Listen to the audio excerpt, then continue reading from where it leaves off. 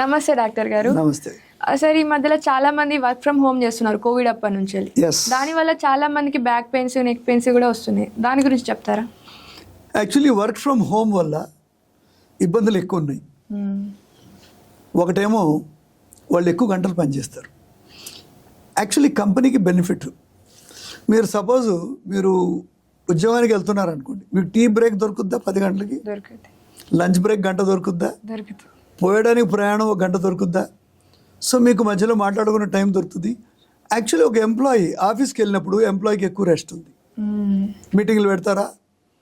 కానీ అదే work from home ఆడేం చేస్తాడు, ఓకే లాగిన్ అంటాడు. ఫస్ట్ లాగిన్ అంటాడు.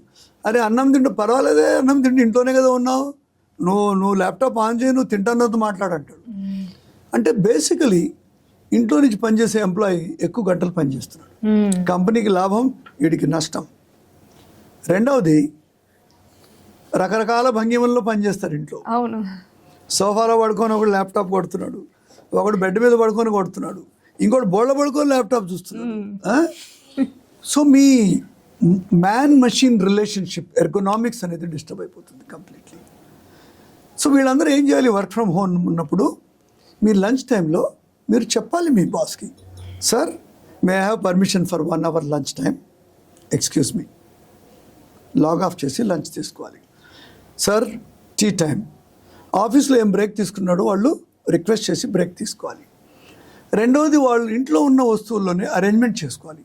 సపోజ్ మీ చైర్కి బ్యాక్ సపోర్ట్ 90 degrees లేదు, ఒక కుషన్ పెట్టుకోవాలి.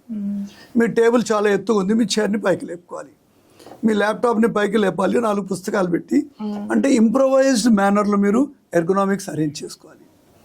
తర్వాత ఎవ్రీ 1 hour లేచి ఒక 2 minutes తిరగాలి. అంటే మనం ఆఫీస్లో ఎలా వర్క్ చేస్తామో అలా వర్క్ చేయాలి. జనాలు ఏమనుకుంటారు, ఇంట్లో ఉంది హ్యాపీగా ఉందిలే, వైఫ్ ఏదో పకోడీలు జంత్రికలు వస్తున్నాయి తింటూ మజాలు, అట్లేం ఉండదు. వర్క్ ఫ్రమ్ హోమ్ వాళ్ళకి ఎక్కువ సఫరింగ్ ఉంది. మా దగ్గర వచ్చే క్లయింట్ చాలామంది వర్క్ ఫ్రమ్ హోమ్ తోటి కూడా ట్రబుల్ ఎక్కువ ఉంది వాళ్ళకి. సరేనా?